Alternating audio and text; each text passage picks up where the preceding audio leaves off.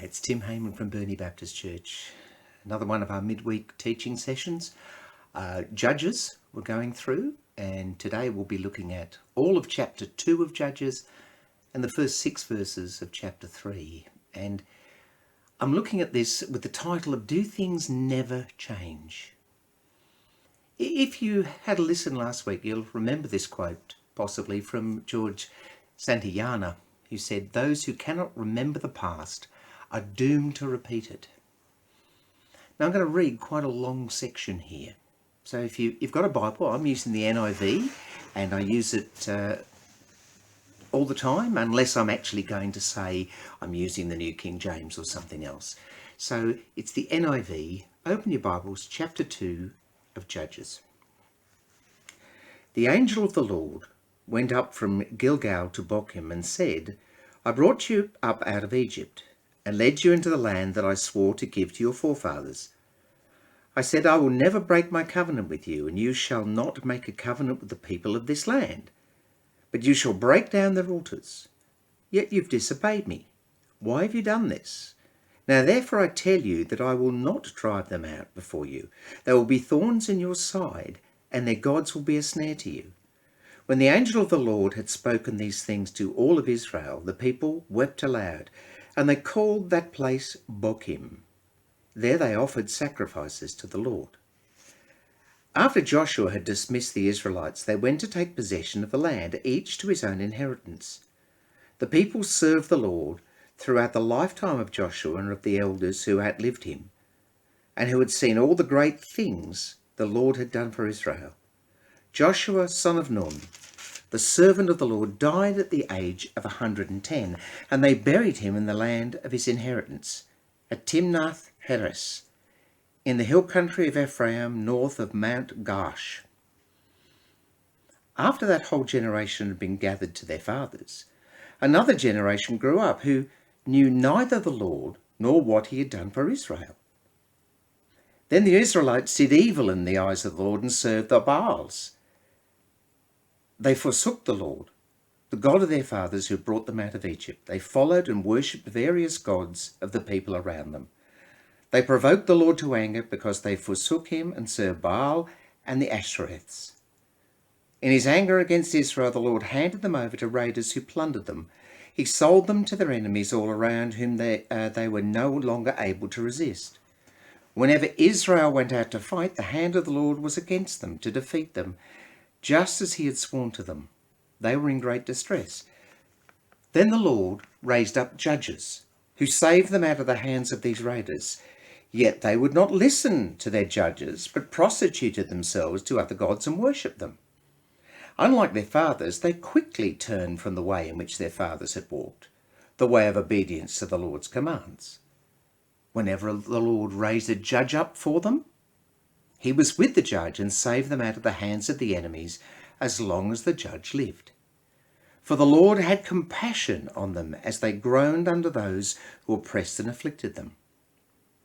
But when the judge died, the people returned to ways even more corrupt than those of their fathers, following other gods and serving and worshipping them. They refused to give up their evil practices and stubborn ways. Therefore, the Lord was very angry with Israel and said, "Because this nation has violated the covenant that I laid down for their forefathers and has not listened to me, I will no longer drive out before them any of the nations Joshua left when he died. I will use them to test Israel and see whether they will keep the way of the Lord and walk in it as their forefathers did." The Lord had allowed those nations to remain. He did not drive them out at once by giving them into the hands of Joshua. Now it's the first 6 verses of chapter 3. These are the nations the Lord left to test all of those Israelites who had not experienced any of the wars in Canaan. He did this only to teach warfare to the descendants of the Israelites who had not had previous battle experience. The 5 rulers of the Philistines, all the Canaanites, the Sidonians, and the Hivites living in the Lebanon mountains from Mount Baal Hermon to Lebo Hamath. They were left to test the Israelites to see whether they would obey the Lord's commands, which he had given their forefathers through Moses. The Israelites lived among the Canaanites, Hittites, Amorites, Perizzites, Hivites, and Jebusites.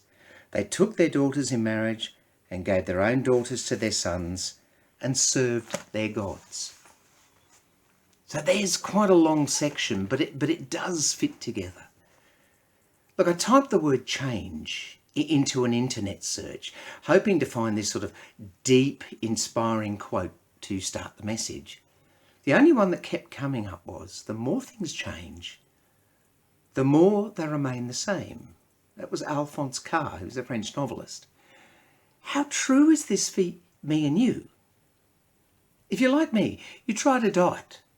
The more we seem to want to change, the more we keep doing the same old things, display the same old behaviour, and act out the same habits and commit the same old sins. We remain the same, or maybe we even get worse. And this is what happened to the Israelites in the time of the Judges. Again, last week we looked at the Judges cycle. Israel wanders away from God. God allows enemies to attack them. Israel cries out to God. God raises up a rescuer, a judge, and there was peace. Until next time, when it starts all over again and keeps going. This section in Judges almost goes over much the same territory as the first chapter or so. The subtle differences here is that chapter 1 was from the Israelites' point of view. It's so matter of fact, it's very geographically based. It talks about these people and those people. It's almost an ancient travelogue if it wasn't so violent. Chapter 2, verse 1 to 3, verse 6, is very much from God's point of view. God now tells Israel what he thinks, and he acts. So it says, if you look at chapter 2, verses 12 to 16, God is doing this, God is doing that. This is what the Lord is doing. Yet, like us, the Israelites keep repeating negative behaviours and God gets angry again. Now we've got to remember all the time when we talk about an emotion, if we can call it, of God, these are perfect emotions. It's perfect anger. It's not human anger.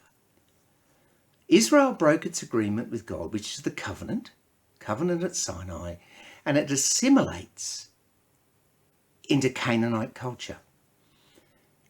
Chapter 3, verses 5 and 6 are a key. The Israelites lived among the Canaanites, Hittites, Amorites, Perizzites, Hivites and Jebusites. They took their daughters in marriage and gave their own daughters to their sons and served their gods. Now, from the compromises of chapter 1, this is what you're doing. We haven't really conquered the nation as you asked us to. Those compromises.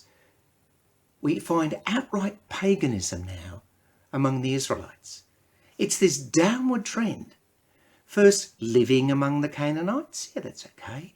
Next, intermarrying, which diluted the Jewish family unit and with it God's people and his nation. And then serving their gods.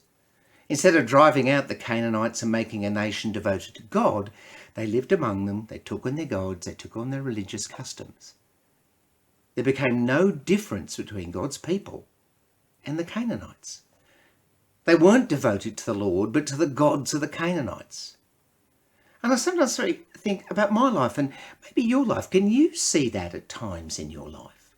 Oh, you say, this habit's not too bad, or but I didn't take that much, or it's just another little whatever. And it can become a slide downward as we become too absorbed in what we're doing, and sometimes too absorbed in our own culture. Strangely, in a book of many names, at this part, Joshua is the only one named other than God in this section. From God's point of view, he is saying, this is my ideal person. This is my ideal leader. And the rest of the Israelites are shown as corrupt, stubborn, and very wayward. God doesn't even call them his people. Have a listen. This is chapter 2, verses 19 to 21. But when the judge died, the people returned to ways even more corrupt than those of their ancestors, following other gods and serving and worshipping them. They refused to give up their evil practices and stubborn ways. Therefore the Lord was very angry, it says now, with Israel and said, because this nation has violated the covenant I ordained for their ancestors and has not listened to me. This nation, it's not subtle. It's no longer God's people. Israelite is just like the pagan nations. Joshua stands for the generation that remembered what God had done for them and followed him. This nation, as God said, is just like the rest. We may be able to apply this nationally too, not in this battle sense, but very much faithfulness. We can ask, is our nation just like the rest? Or is there something special about it? Is it devoted to God? If it's not, what is it devoted to? But this book is also for us individual and as a church. It's actually a right here and now. These may be ancient battles and ancient geography and ancient peoples, but it's a here and now book. Few books so completely portray human depravity as well as the book of Judges. Israel abandoned its allegiance to God, and the whole moral fibre of society, the whole fabric, crumbled and tore. So we think about it. True worship of God requires complete allegiance. Surely the Israelites would have known at least the 10 commandments, the great commands given on Mount Sinai, even though they wandered away. And looking at verse 5 of Exodus 20, the Lord said, "You shall not bow down to them or worship them, for I, the Lord your God, am a jealous God, punishing the children for their sin of the parents to the third and fourth generation of those who hate me." Very quickly on that word, it is often those who prefer another god or prefer someone else. Hate, in our sense, might be strong, a bit too strong. So he's a jealous God because they're preferring these other gods. It's not human jealousy again, but a divine protectiveness of what is rightly God's. I made this people. I made this nation. It is mine. They should be devoted to me. The Israelites started worshipping Baal, the Canaanites' god of fertility. Baal promised prosperity for the worshipper in terms of family, flocks, herds and crops, material possessions. For the Israelites, changing allegiance to a God who provides your every need, at times they mightn't have seen that Yahweh provided their every need, but he was with them. But maybe is it the equivalent there of the Christian health and wealth gospel, which promises prosperity for the worshipper? Look, too many Christians fall for the message that God will provide everything they need. It's far from the real message of the gospel, where we become servant followers of Jesus. It's the allegiance part, is who we're going to be allied to. And we forget that only God knows what's best for us. And a lot of the time, it isn't more money or a better job or more things. Jesus did say, "In this world you will have trouble, but take heart, I've overcome the world." Things aren't always rosy for Christians.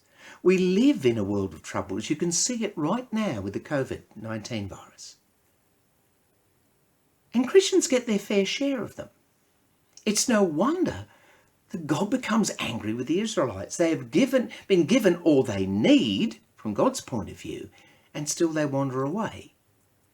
Look, we know only too clearly how we can do this when we chase our wants and idolize something or someone and place that above God.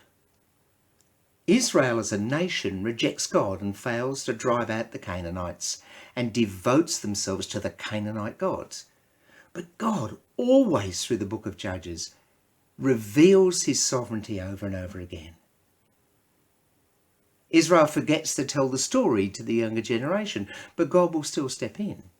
And we know from this, it doesn't matter which way we go, God will always accomplish the bigger picture, with or without us. As individuals or as a church, you can't second guess the Lord. All through the ages, people have worshipped things rather than God. That's all idolatry is, worshipping the creation instead of the Creator. Romans 1, verses 20 to 23. For since the creation of the world, God's invisible qualities, his eternal power and divine nature, have been clearly seen, being understood from what has been made, so that people are without excuse. For although they knew God, they neither glorified him as God nor gave thanks to him, but their thinking became futile, and their foolish hearts were darkened. Although they claimed to be wise, they became fools, and exchanged the glory of the immortal God for images made to look like a mortal human being and birds and animals and reptiles. Paul is harking straight back to those times when Israel started worshipping the Baals and all the Canaanite gods. And he's saying you're doing it today, 1,000-odd years later. And we can say today there are people doing it 2,000 years later. One object of idolatry is money or possessions. In other words, things, or as the old King James or the New King James puts it in Matthew 6:24, no one can serve two masters, for either he will hate the one and love the other, or else he'll be loyal to the one and despise the other. You cannot serve God and mammon. Great word, it's not money, it's everything that goes with it. It's money, it's possessions, it's beauty, it's all those things. The things that we worship other than God. Jesus warned about priorities. He said to his disciples, "Be careful and guard against all kinds of greed. Life is not measured by how much one owns." That's Luke 12:15. That's the New Century Version. Life is not measured by how much one owns. Greed has become a normal way of life for some, but all it does is bring dissatisfaction to the person. It doesn't bring a sense of well-being. It takes a lot of time and a lot of energy to obtain and maintain lots of possessions. And the old saying is definitely true. You can't take it with you. In his commentary on the Book of Judges, K. Lawson Younger writes, "Materialism, with its pursuit of possessions and financial independence and security, are probably the biggest obstacles to spiritual advancement." That's just materialism. But what if we start really worshipping that? It's idolatry. Idolatry goes one step further. We want, and this wanting in itself becomes our idol. And people start to manipulate things for their immediate self-gratification. In fact, marketing and consumerism are based on a society's want to have it all now. A need, a self-perceived need, is self-gratification. See the line for the new iPhone. Why do they have to have it now and not wait? So we should heed Paul's words in Romans chapter 12 verse 2. Do not conform to the pattern of this world, but be transformed by the renewing of your mind. I suppose glibly we could say there's an advantage in idolatry. When we worship the creation rather than the creator, we can pick and choose from a huge selection of things that we can give our devotion to. Tarot, football, cricket, work, golf, Christianity maybe, food, books, whatever. The problem with this type of idolatry seen in New Age religion is the fact that people can pick and choose what they want to believe. It's a lot like when you go to the movies. If you remember, they don't have them as much, but you could go and there was this whole lot of sweets and you got your cup and you put the ones you wanted. So you could have some M&Ms, then some jelly babies and some snakes and those wonderful, pink and white teeth. You had whatever you want in whatever quantity. So people still study the back pages of women's magazines and they can choose to believe the tarot or the horoscope or their numbers for the day or the handwriting experts. Look, you don't have to hold fast to any one of them, they think, just whatever looks good for that month, I suppose. Have they ever wondered that of all those things, they're actually mutually exclusive of each other? So idolatry, whether we like it or not, is service rendered not to something that is a poor substitute for God our Creator, but service given to that which is not God. and therefore becomes evil. 1 Corinthians 10, verses 19 and 20, Paul said, "Do I mean then that food sacrificed to an idol is anything, or that an idol is anything? No, but the sacrifices of pagans are offered to demons, not to God. And I do not want you to be participants with demons." Now, not everything that isn't, in a Christian church, in a Christian bookshop, and all of this is evil. Not at all. But the logical extension of it, if it becomes an obsession, it starts to become an evil. So after idealizing all these things, one more the world has been teaching us is to idolize the self, the me. I think this is widespread in today's world. No longer do people just want to be fit, they want to look buffed. Magazines promote a certain look that few can attain, and we can fall into the trap of idolizing a look. If you remember the Greek myth of Narcissus, a beautiful young man fell hopelessly in love with his image, his reflection in a pond, as a punishment from the goddess Nemesis for rejecting the nymph Echo. And then Narcissus slowly faded away as he sat there watching himself, obsessed with his own beauty. How true of today's world. How sad some young people are literally fading away as they're pushed to look thinner, a look never seen before in the history of the humankind outside the 20th and the 21st centuries. And I'm only going to briefly mention narcissistic political leaders. Our society has become narcissistic. It encourages at every turn the pursuit of personal happiness and gratification. Do what's best for you. If it feels good, do it. In fact, it also says if you really think about it, the weird thing of get injected with minute quantities of poison just to look good. Botox is actually botulinum toxin, a protein produced by the bacterium Clostridium botulinum. There you go. It's about as much science as I could get out today. But that's considered one of the world's most powerful neurotoxins. In large doses, botulinum toxin causes death in humans, all just to look good. We inject ourselves with minute quantities of heavy poison. Where is the world heading if we need to poison ourselves to beautify ourselves? Are we going to go back to those days in the Elizabethan era where women put white makeup on that was basically lead? And we see ourselves as a good and enlightened society. Ian Provan, who's a professor of biblical studies at Regent's College, said, "The society that worships the self is not the good or the great society, but a deeply dysfunctional and wicked one." Our societies today are not great. Many are just sad and they're hollow. So worshipping the self is just another idol. The continual need for self-gratification shows that idols don't liberate us. They only bring oppression. So we'll go back to things. How much money is enough? How many expensive cars can you drive? Can you keep your good looks forever?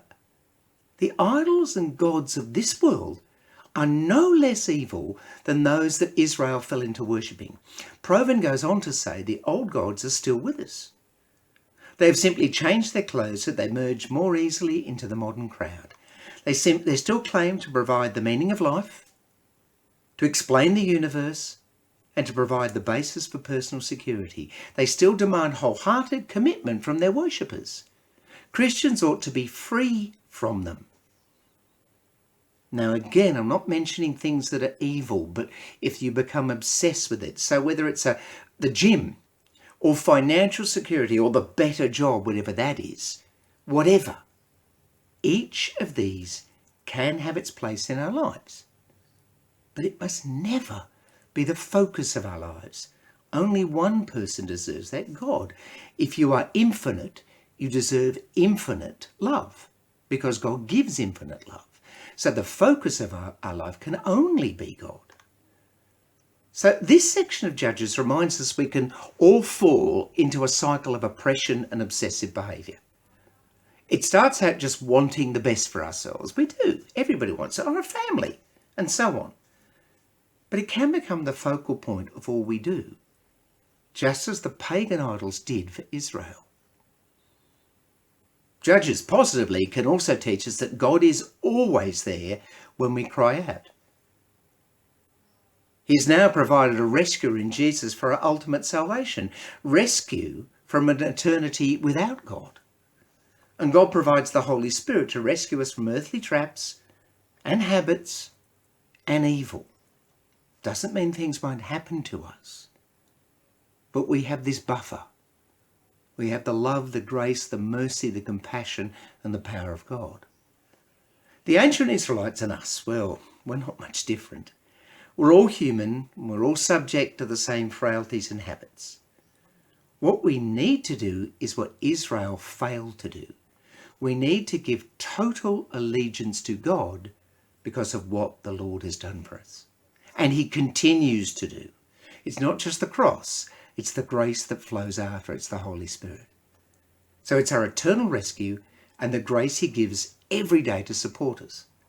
Israel was told this Hebrew word, wonderful, zakar, and it means remember. The whole book of Deuteronomy is in some ways a book of remembrance. Deuteronomy 8 verse 2, remember how the Lord your God led you all the way in the wilderness these 40 years, to humble and to test you in order to know what was in your heart, whether or not you would keep his commands. So it's not just for Israel. We are to be a people that remembers.